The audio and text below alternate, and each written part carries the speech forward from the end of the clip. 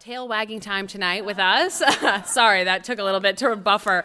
I'm Julia Ray Hoddenfield. I'm the manager of adult programming here at New Canaan Library. And before I get into my introduction of Dr. Alexandra Horowitz, who we're all here to see and learn from, I'll just give you a moment to make sure that your cell phones are silenced. All right. So, Dr. Alexandra Horowitz is a certified dog lover and also an expert in dog cognition. Dr. Horowitz began research more than 2 decades ago studying dogs at play and continues today at the Dog Cognition Lab at Barnard College. She's also the author of Inside a Dog, What Dogs See, Smell, and Know, as well as On Looking, Being a Dog, Our Dog, Ourselves, and most recently, The Year of the Puppy, How Dogs Become Themselves, which just released on paperback and is for sale, both the regular version as well as the young adult version for your young readers in your life. So I would highly recommend picking up a copy. They make great Father's Day presents, birthday presents,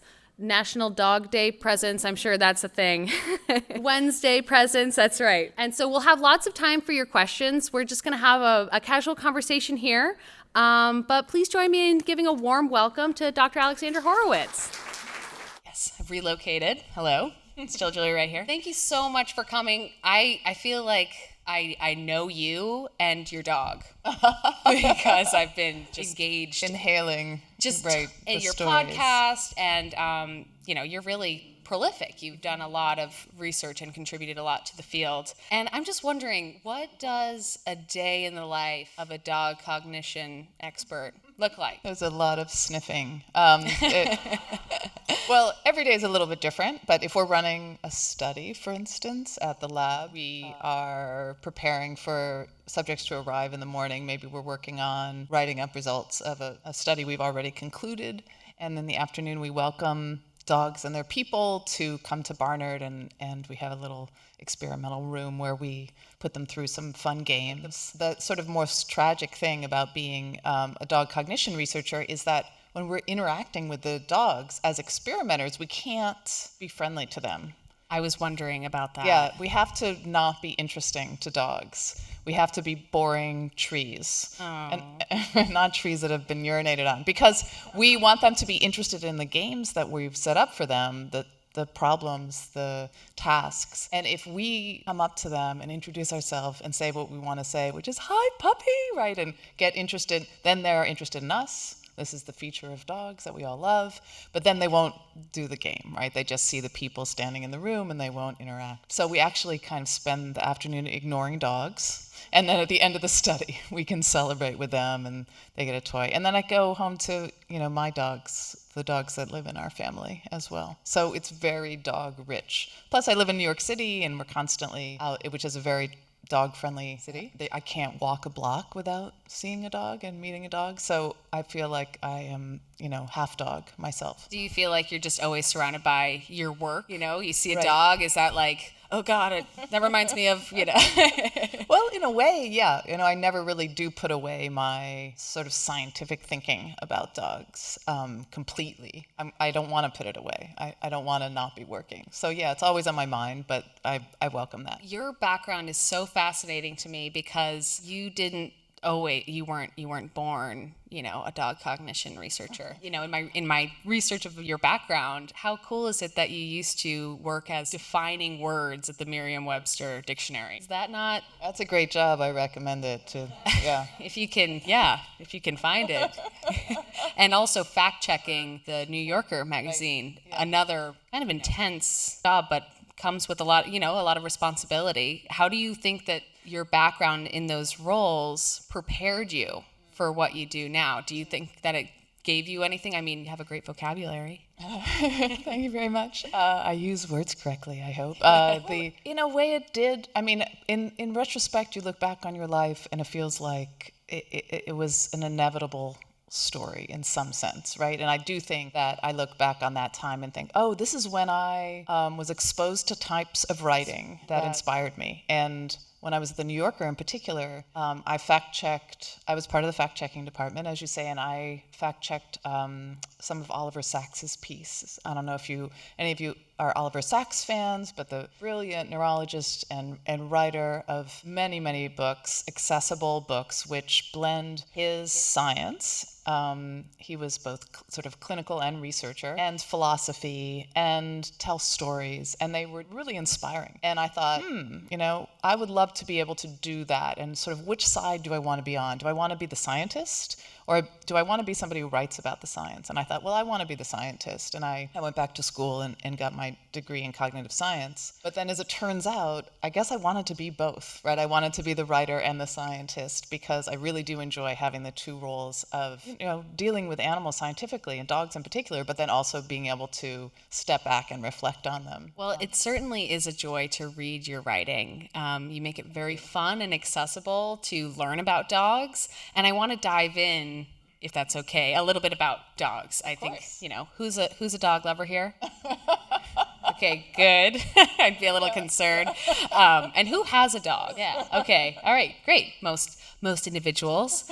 And I just want to start at the beginning. I guess this is on my mind because Mother's Day had just passed, and I was so taken by the beginning of the book. And I was hoping you could talk to us a little bit about what the role of the mother is for dogs. So just to frame it a little bit, this book is kind of a scientific memoir, but it's following the first year of a puppy's life. And that's partly because I've always lived with dogs who we've adopted, and sometimes, many months or many years into their life. And I've never known a dog from day one. And I think, like many people, if you have adopted dogs and you meet them when they're 8 months old and they have some behavior or personality that you sort of wonder about, you think, I wonder what happened in their early life that caused them to be like this. And so I thought, I know what I'm going to do. I'm going to meet the dog in their early life when they're born. And in particular, I was interested in meeting a mixed breed dog. All my dogs have been mixed breed dogs. So I found an organization that taken in a pregnant mom from the streets. They had a foster. There are many, maybe some of you here do this kind of fostering work, who took in the mom and committed to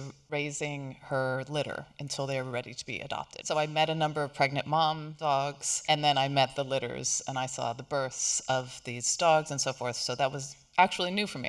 That wasn't part of my scientific education. And so it was very interesting to see the mother's role. In the case of dogs, female dogs can get pregnant at 6 months of age. So they can be very young, basically adolescents themselves. And so they're not really even complete human beings yet, right? Like they're not who they're going to be. They're not adult dogs. So they often don't seem to really understand what's happening to them, at least in my experience with the dogs. But as soon as they give birth, they're professionals, right? They're actually really highly competent at birthing, somewhere from 1 occasionally, but up to like 15 puppies, which can be a multi-hour affair, maybe a puppy an hour, for instance. And the mothers I watched were really expert at contributing to the birth, removing, licking, I talk about it as licking the pup into life, because they really have to clean off the amniotic sacs and clear their mouth so that they start breathing, and then even bring them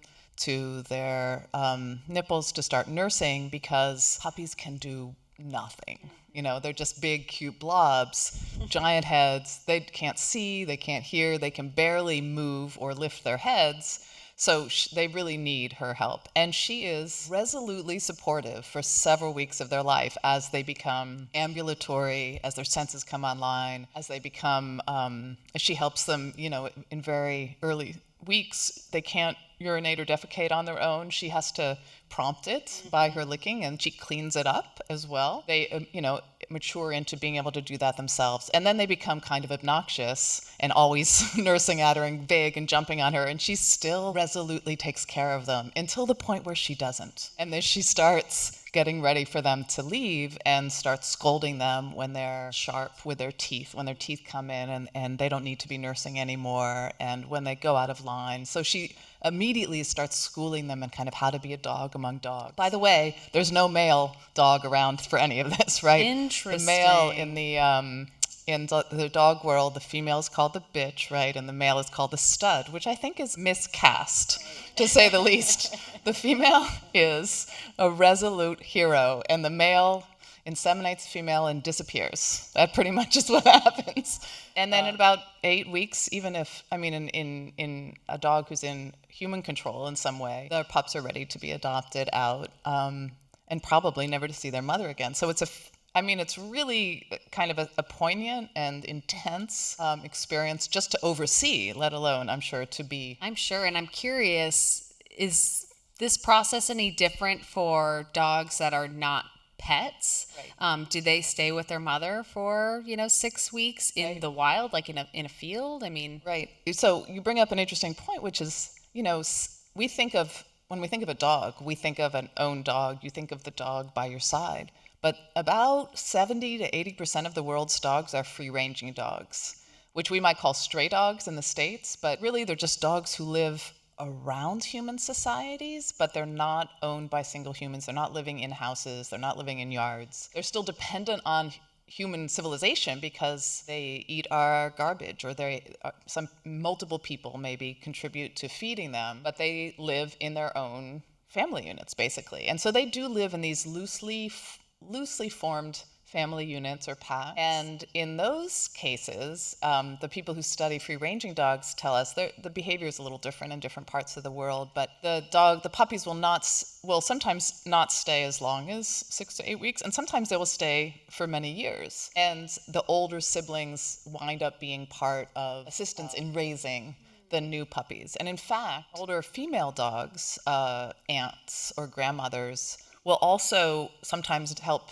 nurse the puppies. So they go through lactation, even though they haven't had any puppies. So there is some flexibility in dogs' developmental systems, but in our care, it feels like it's much more rigid. That's really interesting. And it's also interesting that the stud is still not involved, whether it's indoor, outdoor, in a field. Well, once in a while there are males in those packs, and they might contribute a little bit more. And for some reason, when we get them in our care, they're not responsible. Okay, they go to pick up, milk and never come back. Okay. In your book, you describe feels like to bring a dog into the home and how disruptive it can be. We think of puppies and we see puppies as these adorable little things, but it's really challenging, and you can't underestimate how much of a difference this tiny blob is going to have on your life. Can you talk to us about some of the things that you didn't expect when you brought your puppy home? Well, it's funny because I lived with dogs all my life, right? And we lived with young dogs who were certainly new to our home. But a very young puppy especially everything is new in the household, and it's not just like, oh, this is a new house, I need to find my way around. Where's my bed? Where's the food bowl? Beds are new. Food bowls are new, right? We had 2 other dogs at the time and a cat, and the social arrangement between those animals was going to be new. Our expectations for her is new. Being by herself without her litter mates is new. So she had all these new things happening, and for us, there was just chaos because she I talk about how having my son kind of prepared me for the chaos that was having a puppy. Having a son, some people say, I'm going to get a dog and then I'll have a child. That will prepare. I think it's the other way around. Because with a child, you have this expectation that they're on a trajectory to development, and maybe you're just impatient to get there. But you're surrounded by other people who are going through that same process, and you see the development happen. With the puppy, it's not obvious the course of development they're on if you just deal with them on their face, and they are biting everything, eating everything. And we were not the type to kind of put, which one could, to put a lot of restrictions on where she should go. So, which can help in some respects, right? If she doesn't have charge of the whole house, she can't consume things in the entire house. But so she was everywhere, in everything, upturning all our routines. She's awake through the night. She's not like sleeping through the night right away. And howling, for attention, crying for attention. And of course, I was the one who would wake up and then try to lie with her and figure it out. So it was initially chaos, and it changed also everyone's relationship with everyone else in my family. So, we had certain relationships with our 2 older dogs. They had relationships with each other. And then this young creature comes in like chaos and changes each of their relationships with us, with each other. There's, of course, the cat. Everyone's relationship with the cat is changed. So it's a dynamical entrance. It's not like a simple addition of a small, cute puppy to your home. It's like an earthquake and tornado at once. But I mean, it turns out it only will last a few months before everything starts to calm down. You get used to them, they get used to you, but it's, I think you have to be prepared for, which maybe some of you know all about. Well, and I think that, consider they're a part of our family.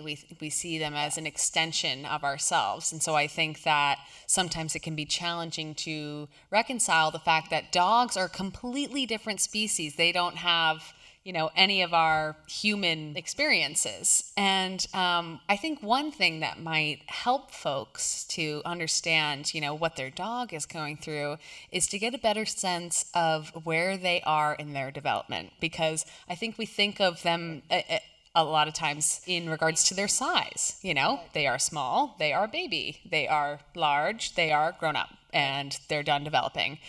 So why do they continue to, chew on my shoes?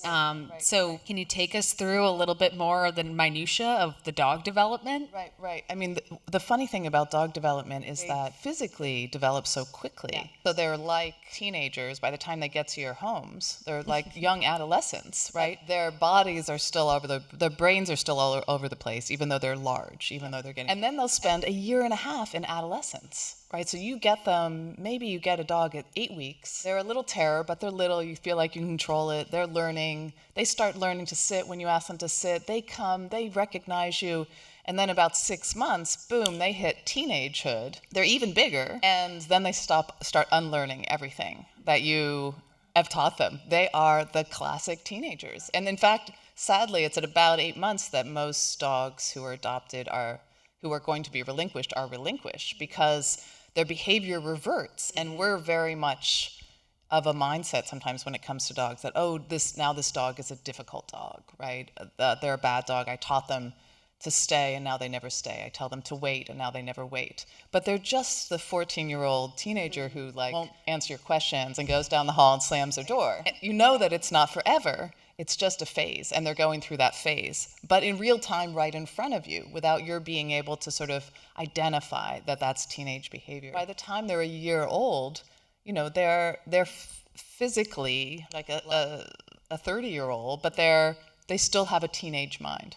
So their kind of physical capacity far outpaces their mental development. And us not being able to see that, I think, is a cause of a lot of dissonance between people who feel like, well, now they should be cooperative, they should be trained, they should be doing what we need them to be doing and understanding their world with us, and the dogs still just being themselves going through a lot, like a sea change. I think it would help me to keep that in mind when, my dog is, not behaving itself like, okay, yeah, you're a teenager, just as you would with humans. It's a phase. They're going through a phase. As humans love to project ourselves onto onto animals. And I don't have a dog, sadly, personally, but of course, we have a family dog. Dog Peach was adopted at 8 weeks old, and now she's a big baby at 2 years old. Yeah. And there's still some puppy-like qualities, but I love what I've heard you say in your TED Talk is there's no such thing as a bad dog. Right. And I think that that's part of the projecting, like, why aren't you, sitting up straight and just being a grown-up? Because Peach, will jump and chew. Yeah. And so very normal dog behaviors. Exactly. Yeah. So what can you help us get into the mindset of there's no such thing as a bad dog, just bad, or just not bad behavior, not even just regular dog behavior.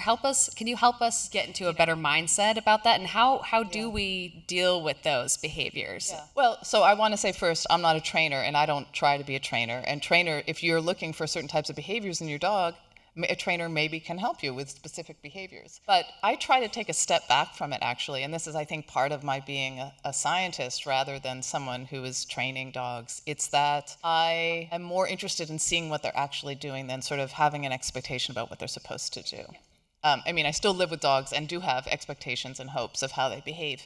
But I also think, well, a lot of what we characterize as good or bad behavior is really a projection from us, and is an unfair projection in many respects, because dogs do not come knowing anything about human life, right? And if you think about the depths of their ignorance of how to be in a human society, it's pretty profound. I mean, we'll go to another culture, and sometimes you don't know how to behave. How close do people stand to each other?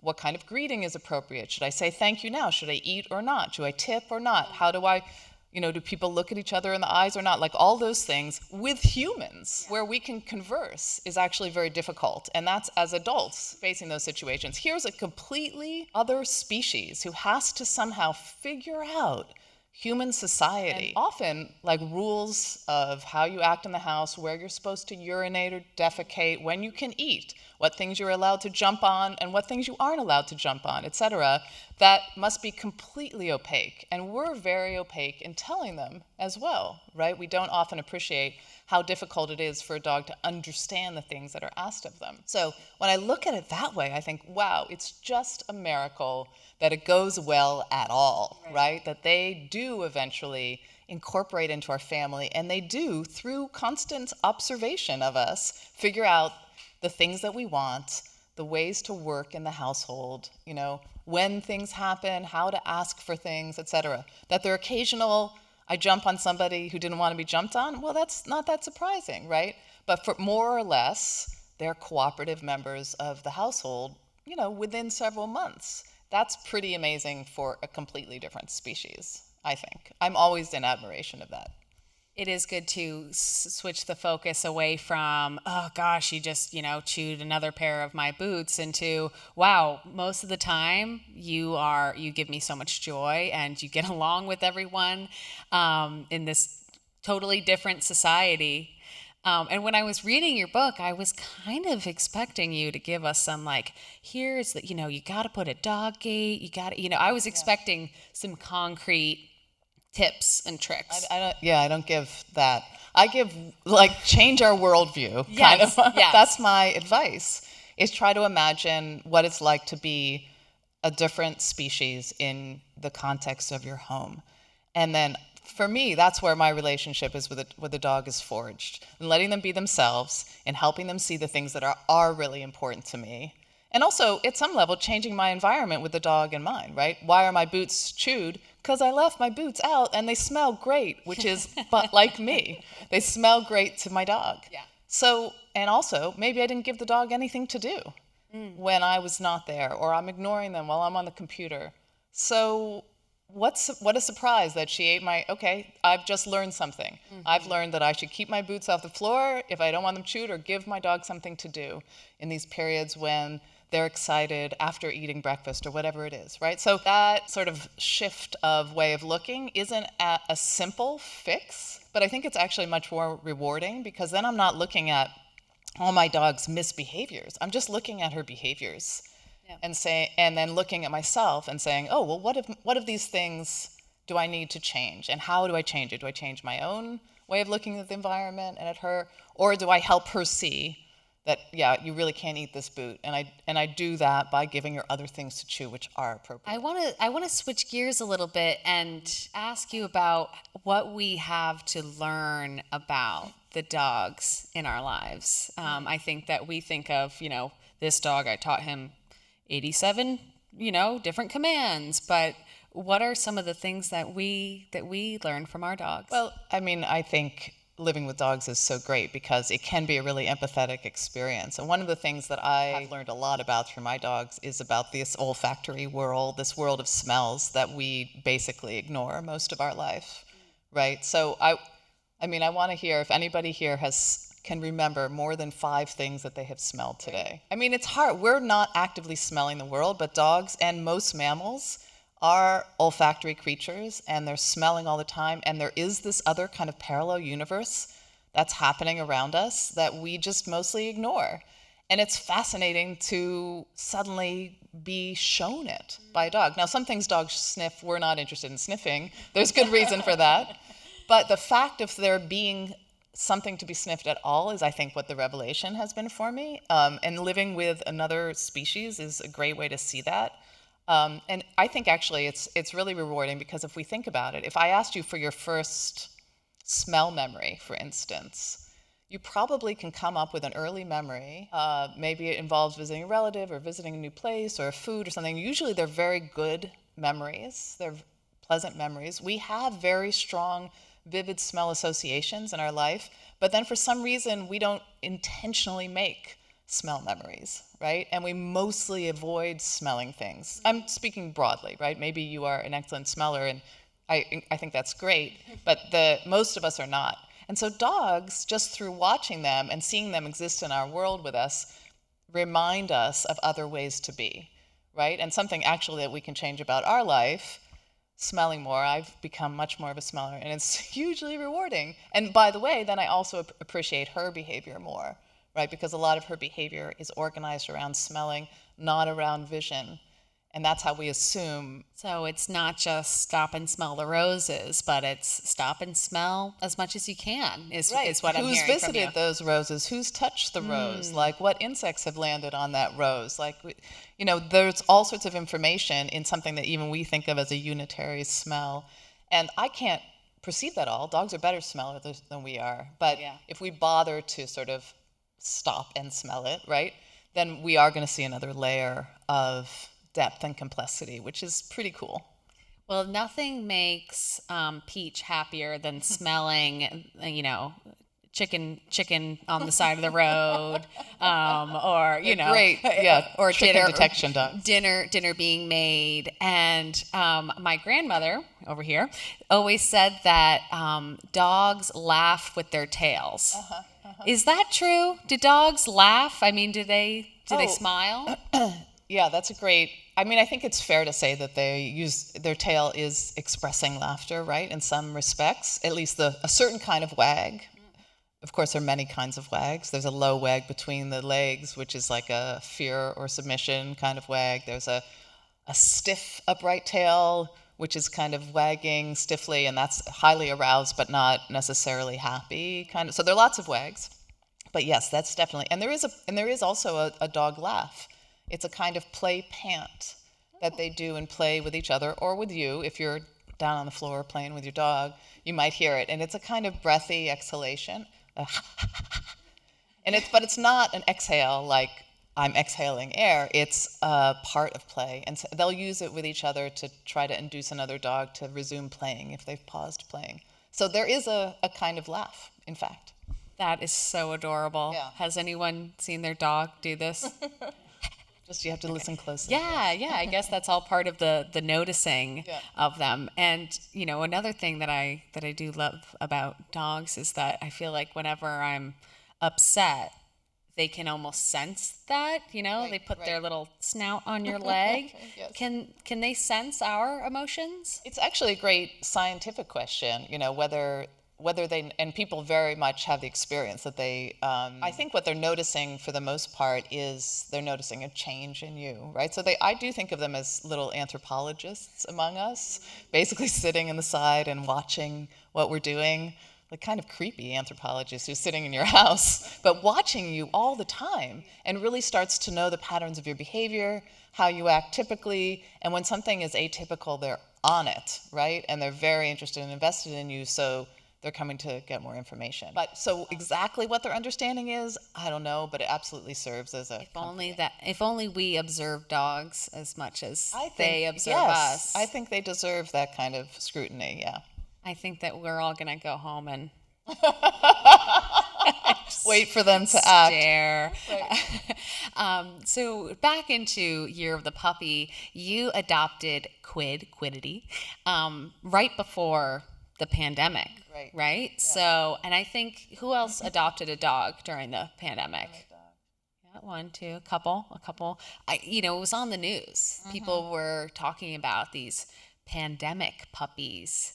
Yeah. And it was really interesting to read your book. It was the first book that I've read that references the pandemic, and it's so recent, and they're going to be writing about it for generations, but it felt very validating to see this international pandemic arrive in the pages of a book about dogs.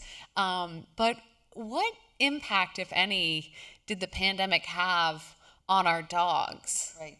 I mean, a huge impact, especially if they were young at the time that we met them, because they really lacked socialization opportunities. So actually, the dog we adopted, who we later named Quiddity, she was in this litter, and she did get a lot of socializing with the other 10 members of her litter.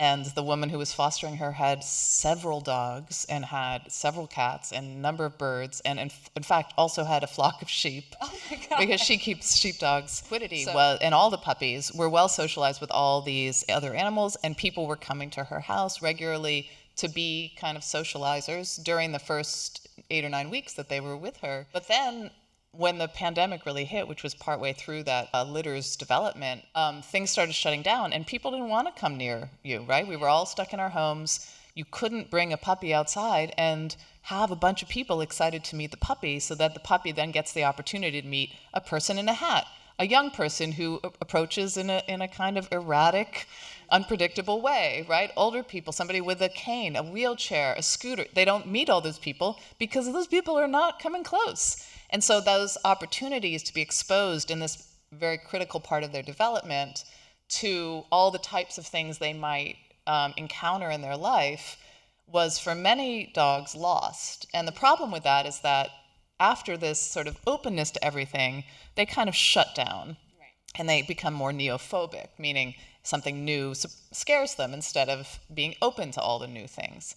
So if that's when they encounter the kid on the scooter that comes up behind them on the sidewalk, then suddenly that could be terrifying, depending on the personality of the dog. And it's very hard to then undo that fear.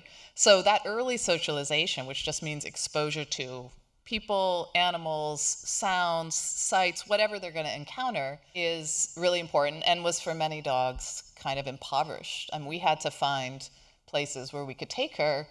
I clearly remember we were actually in upstate New York through the pandemic, and people wouldn't, we didn't want to be within 6 or 15 feet of each other. We kept changing what it was.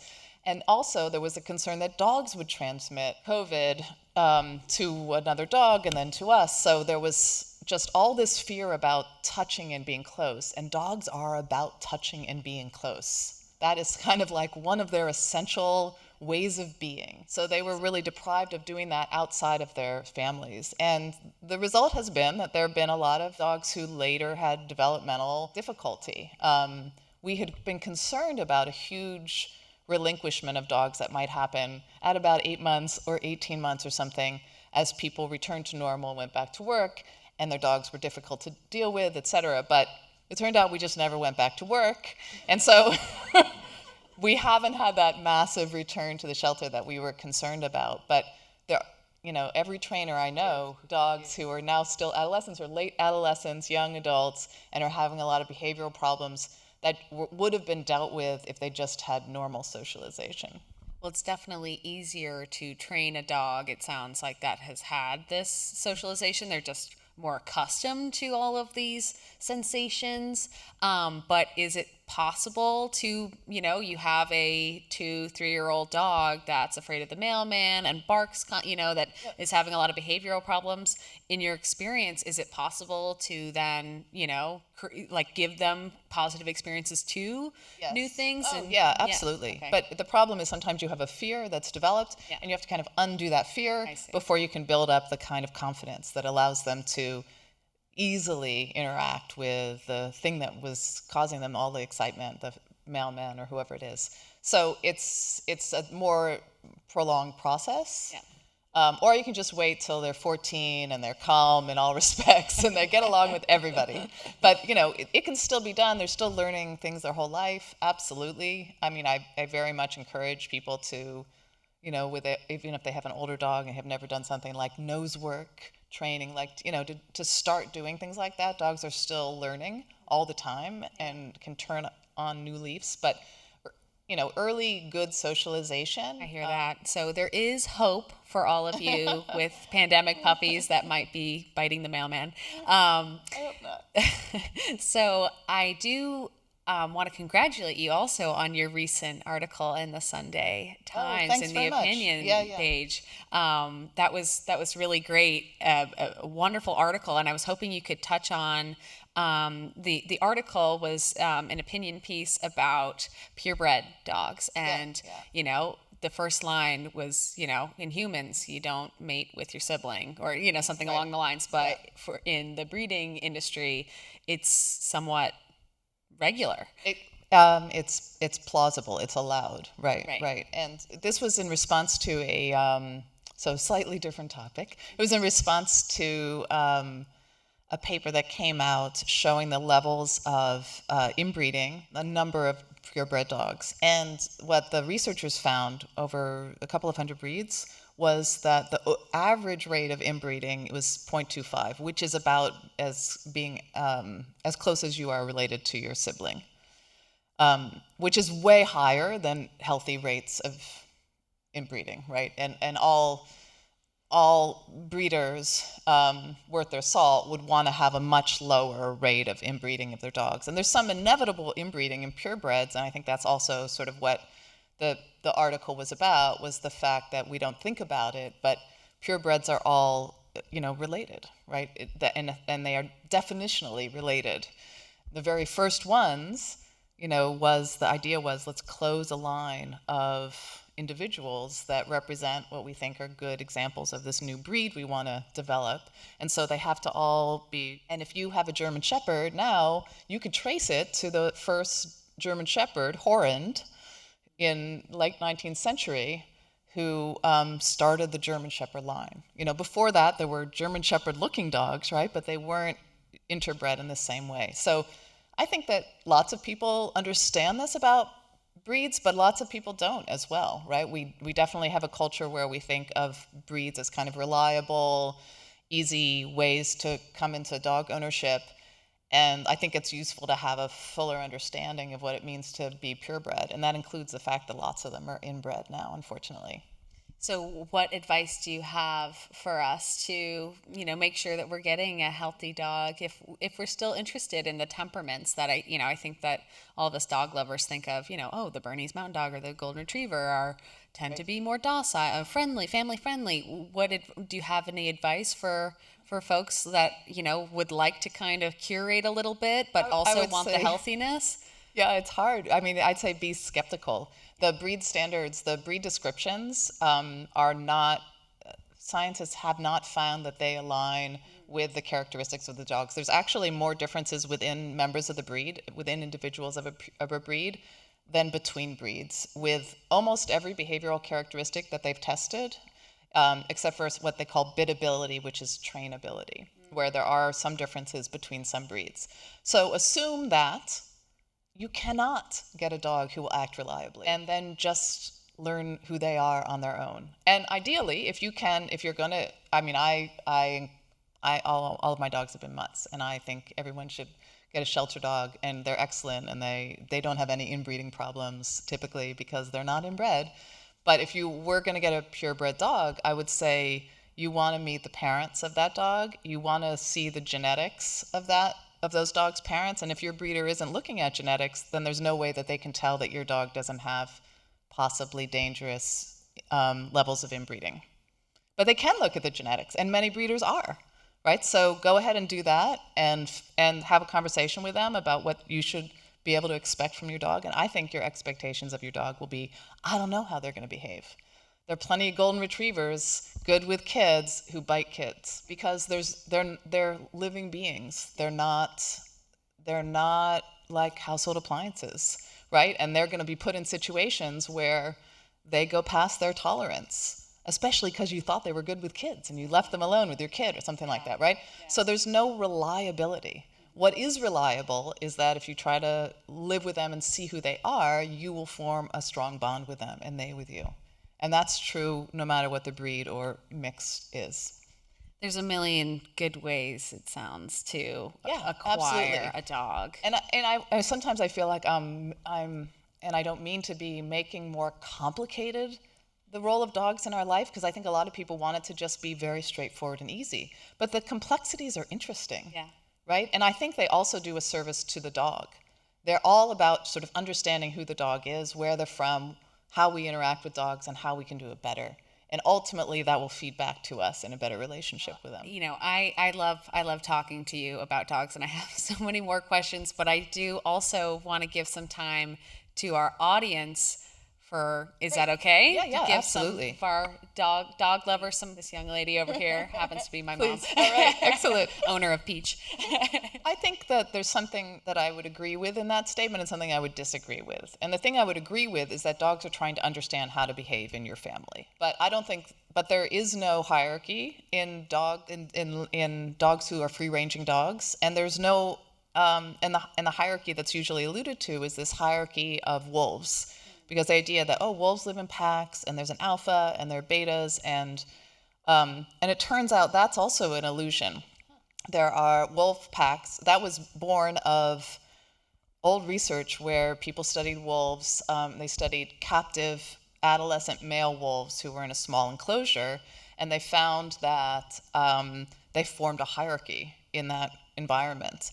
And so the conclusion was wolves form hierarchies. Well, yeah, a bunch of adolescent males in a small enclosure of any species might form a hierarchy, right? Where there's somebody who's in charge, someone who's running things and who gets things first, etc.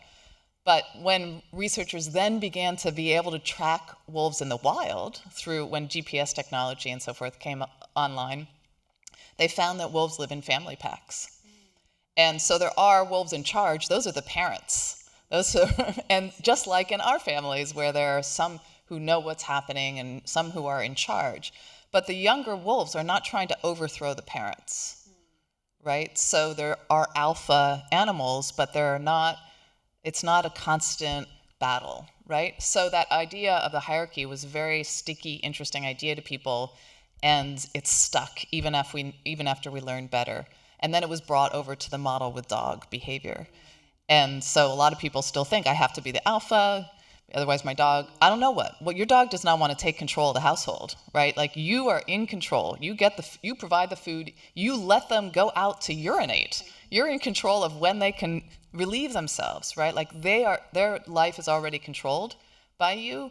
They just want to know how to behave within it, right? But they're not at risk for becoming the alpha. So there's a thing that I agree with, but that other model of hierarchy has been long overthrown.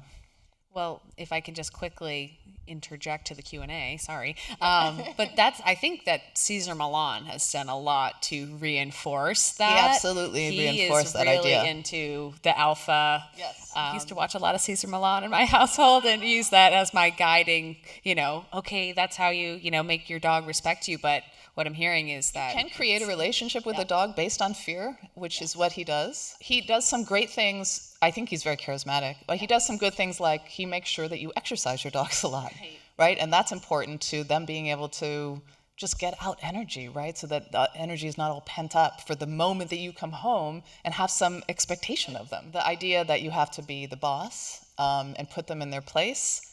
One can create a relationship with a dog like that, but it's a fear-based relationship. It's not, and I don't think that's what we're looking for typically. When I talk to people about their dogs, they're not like, what's great? My dog is super scared of me, and so he'll just do whatever I say. What I hear from people is like, my dog loves me, and I love my dog, right? And that's like a family relationship, as you alluded to before, yeah. Thank you for clarifying that.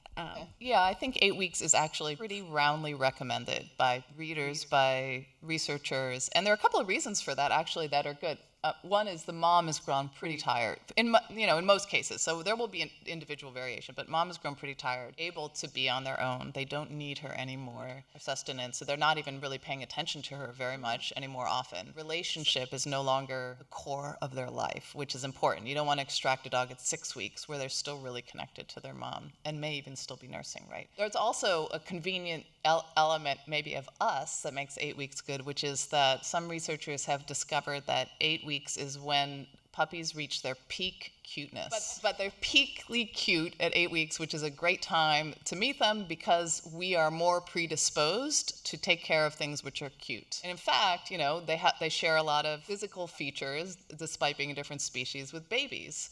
who as a species we tend to find very cute and also need a lot of care, right? So that somehow one of the ideas is that dogs have kind of co-opted our interest in taking care of baby-like things by looking that way, and then, you know, our urge toward the babies is directed toward the puppies. So it's a pretty good time, and there's no like perfect moment, but it's a pretty good time right around 8 weeks, and just with individual variation. Scientists figured that out. I know our jobs are really great. Just looking at pictures of puppies and rating them, they definitely are cuter when they have some hair, and like more hair, and you know. They're unbelievable, and I think they're pretty cute a little bit earlier too, right? Because before they've developed the full nose, anyway. They're like little It was kittens. unbelievably hard work writing this book. So the male-female question, I think I would love to be able to make generalizations, but I really can't, right? And that's because, males and females now come in kind of different varieties, which is to say, we spay and neuter most of our dogs, right? And so actually you're sort of suppressing some of the development, maybe the sex-specific development that you'd get in a lot of, and if you adopted a dog from a shelter, 4 months, they probably already were spayed and neutered. They're definitely a girl or a boy, but they're not going to develop all the kind of sex-specific behaviors that they might. Overall, males can be more rambunctious, sort of tougher. I would say there's so much individual variation that I'd even hesitate to say that. The second question, maternal, insofar as your dog saw herself probably as a member of the family, then when you have a new, interesting, good-smelling, weaker member of the family, right? It's very common and as I said, with the free-ranging dogs, for female dogs in particular, to adopt a somewhat maternal relationship. Not so that you could leave them and let them raise a puppy or your granddaughter that they will direct toward any new. It could be a new kitten as well. Any new member of the household. A popular YouTube algorithm on my page is dog adopts duck, dog adopts tiger cub. So it makes sense. It says a lot of nice things about you. Yeah. Well, so if you all are familiar with the button dogs, I call them the button dogs. So there was developed a speech therapist who worked with young children, maybe slow in developing speech, a system of buttons, which is used widely to kind of bootstrap their learning of words. So maybe they're unable to really articulate a word, but they can use the button to express what they want to say, and it kind of helps them developing language. And then at some point Christina Hunger started doing this work with buttons with her dog. She had them available for her dog, and her dog would press some of them as well, and seemed to quickly learn they referred to things that she could ask for in some other way, but that she would be responsive to them. Then a huge industry blew up, really, of selling buttons which you can kind of put a word onto. So when the button is pressed, it says walk, or whatever it is you want it to say. And dogs are being trained to. So I love that people are interested in what their dogs have to say, right? I think that's very cool. They're interacting with their dogs. That's very cool. There have been abstract symbolic keyboards used before in animal cognition. Yes. Bonobos, maybe you remember Alex the gray parrot.